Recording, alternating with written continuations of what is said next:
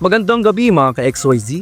Natagpuan ng babaeng wala ng buhay sa isang eskinita sa lungsod ng Imus. Live na makakasama natin si Sandra de Guzman para sa karagdagang detalye. Sandra?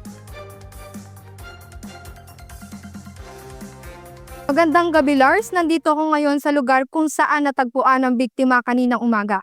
Kinilala ang biktima na si Hazel Grace Sanchez, 33 taong gulang. Ayon sa paunang impormasyon, may ilang dumaan umano sa lugar bago naganap ang insidente na nakakita sa biktima na naglalakad mag-isa.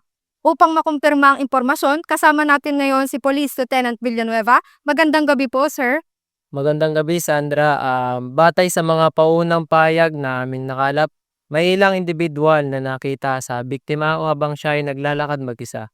Ayon sa kanila, mukha itong naliligaw kaya sinubukan nila ito'y bigyan ng tulong ngunit tumanggi ang biktima at nagpatuloy ito sa paglalakad.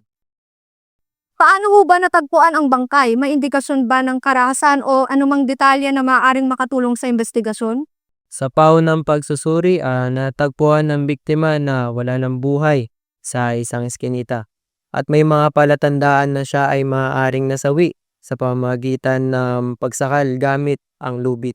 Hinihintay pa namin ang opisyal na resulta upang makumpirma ito. Napag-alaman din namin na ayon sa mga kapanayam naming saksi ay may suot itong mamahaling hairpin na hindi na namin natagpuan sa lugar na pinangyarihan.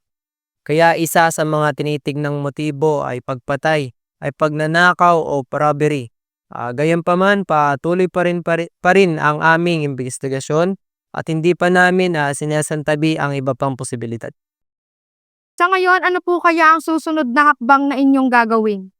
Magpapatuloy kami sa pangangalap ng ebidensya at makikipag-ugnayan kami sa posibleng saksi upang matukoy ang buong pangyayari at kung sino man ang responsable sa insidenteng ito.